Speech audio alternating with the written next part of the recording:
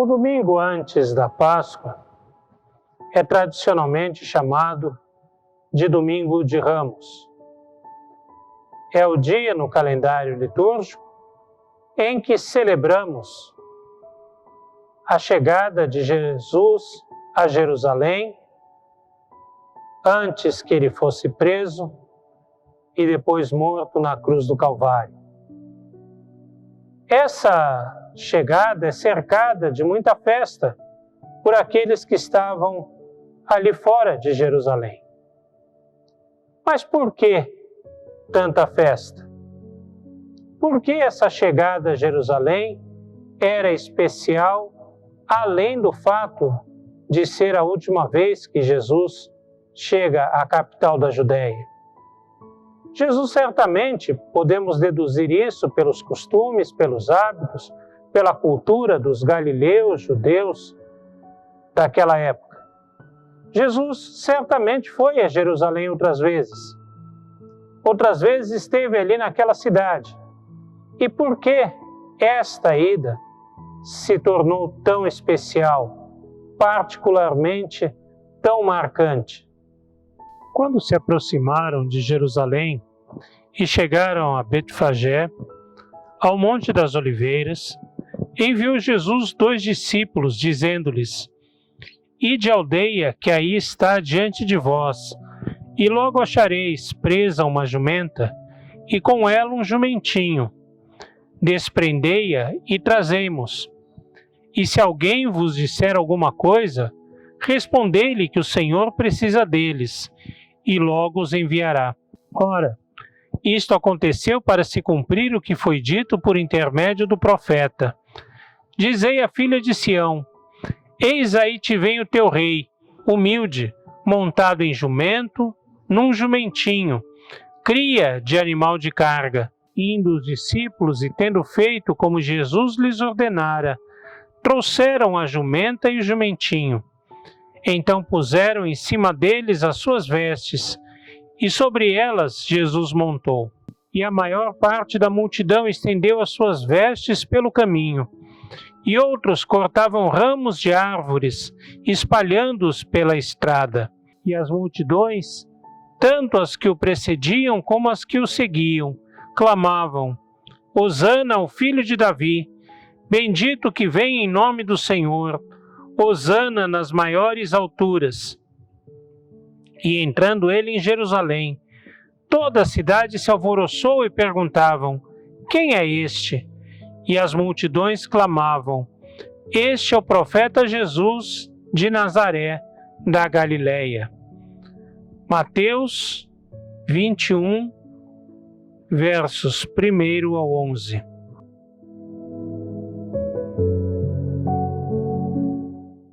Ao chegar a Jerusalém, Jesus se depara com uma multidão que estava do lado de fora da cidade.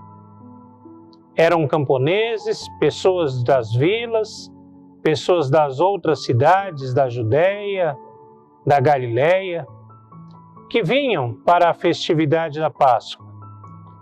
Não tendo lugar para elas em pousadas dentro da cidade, acampavam-se ali fora e ali ficavam esperando pelos festejos daquela oportunidade.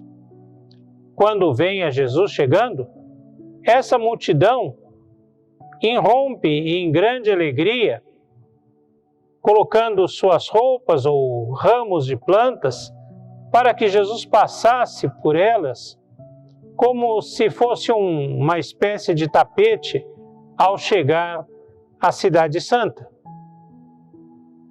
Mas essa multidão faz mais do que recepcionar festivamente alguém importante. Ela usa de 2 expressões muito significativas. Ela diz: Filho de Davi. Esse não é um título qualquer, não é simplesmente a indicação da origem genealógica de Jesus. Filho de Davi é um título messiânico, conferido aos reis de Israel, conferido àqueles a quem eles esperavam que viesse para assumir o trono de Jerusalém, conferido ao Messias que era esperado. Ao chamar de Jesus de filho de Davi, eles reconhecem que ali estava o Cristo, o Messias, o enviado de Deus. Ainda dizem mais, ainda clamam, Hosana, Hosana ao que vem em nome do Senhor. Isso significa uma expressão que reconhece a divindade de Jesus, ou que Jesus tinha uma origem divina, que Jesus tinha sido enviado por Deus. Portanto, para aquela multidão, aquele que chegava não era simplesmente alguém importante, mas era o Messias, o Filho de Deus, aquele que era esperado, aguardado na fé de Israel.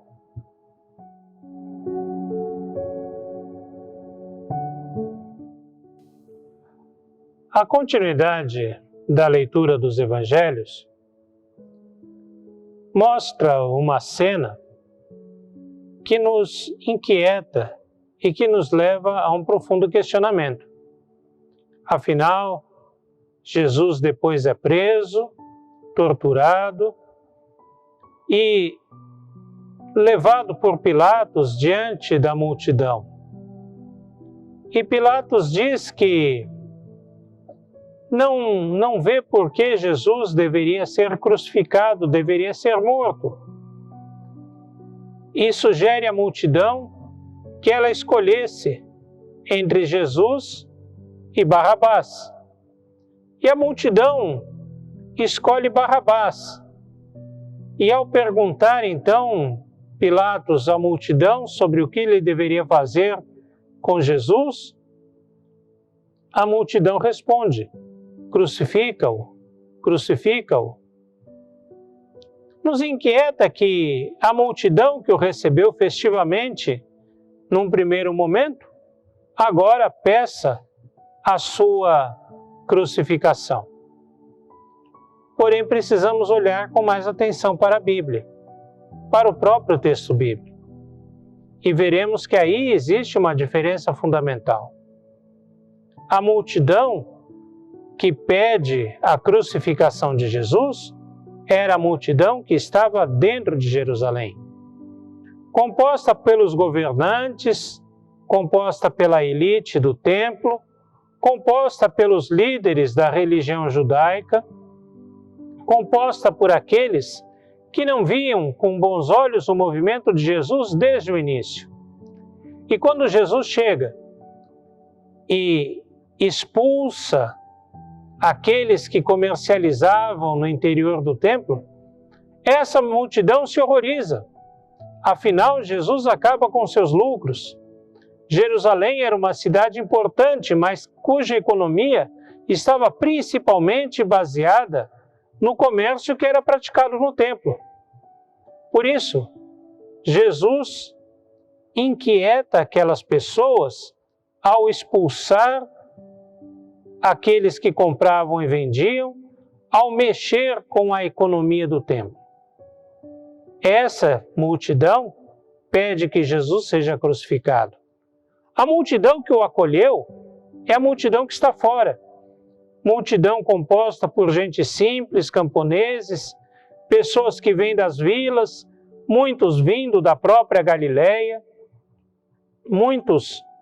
pessoas pobres, assim como Jesus era também, e que estavam ali simplesmente para a festa da Páscoa, para louvar e bendizer o seu Deus. Por isso, a grande diferença de comportamento entre uma multidão e a outra.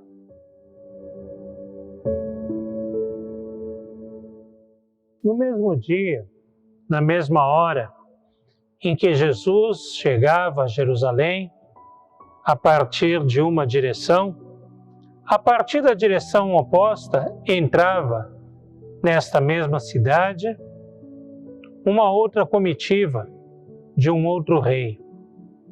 Era muito diferente da comitiva de Jesus. Ela era composta por carros de guerra, cavalos, soldados, músicos, estandartes, soldados nas suas fardas de gala. Tudo isso para anunciar o poder, a força de um outro rei, o rei de Roma.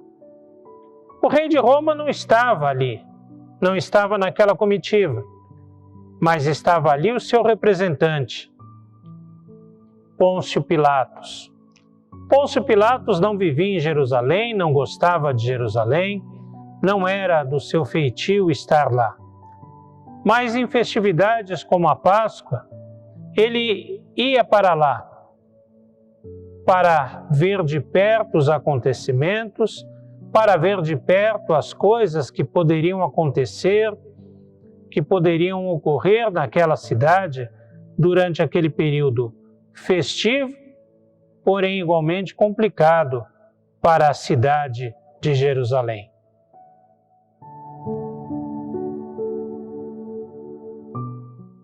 A comitiva de Jesus era bastante diferente. Não tinha cavalos nem soldados, não tinha carros de guerra, ninguém usava roupas de gala, não havia música e estandartes. Havia o cantoril do povo, havia as roupas e as palmas colocadas no chão para que Jesus passasse.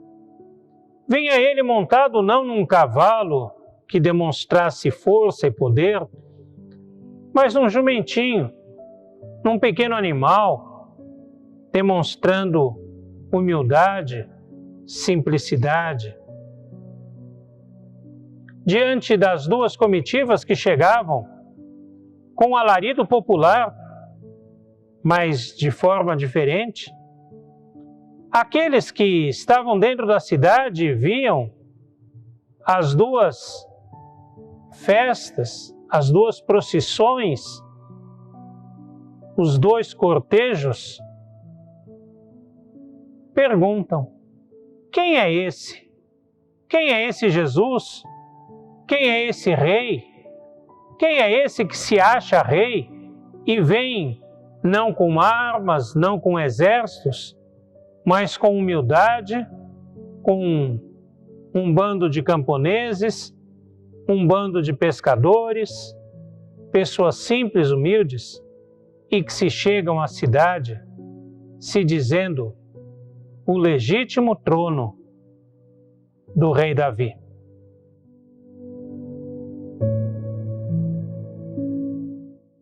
Enquanto aqueles que estavam na cidade se alvoroçaram, como diz o texto, e perguntaram: quem é este? A multidão de fora da cidade responde: este é o profeta de Nazaré. Os da cidade estavam confundidos, afinal, quem era aquele que estava chegando montado num jumentinho e era capaz de despertar mais atenção, mais interesse do que o próprio representante do Império Romano, do que o próprio representante de César, que chegava com toda aquela pompa, com todo aquele séquito o seguindo, cheio de esplendor, cheio de demonstrações de força e de poder. Quem era aquele que chamava mais atenção do que o próprio Pôncio Pilatos? Este é o profeta de Nazaré. É interessante que a multidão responde não com o título de rei que ela aclamou quando Jesus chegou.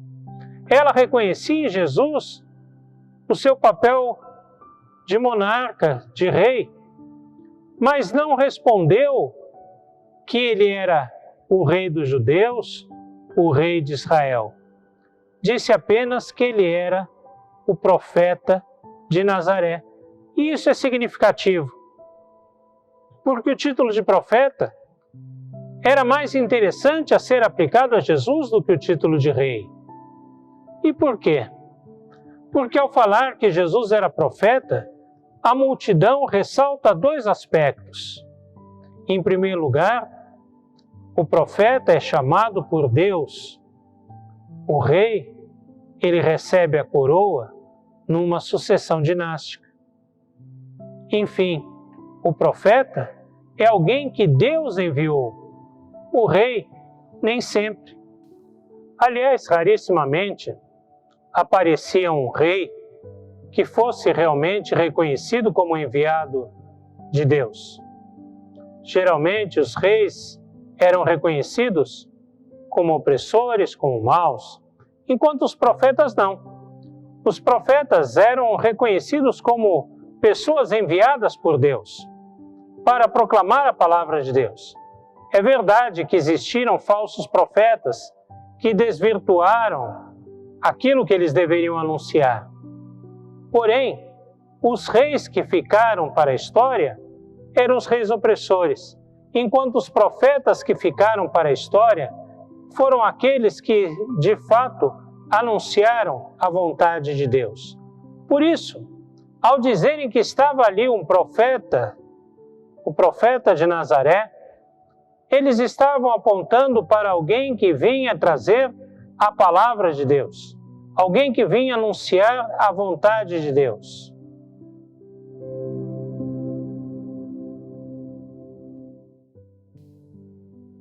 A multidão que recebeu a Jesus em festa certamente não tinha noção dos desdobramentos daquele momento.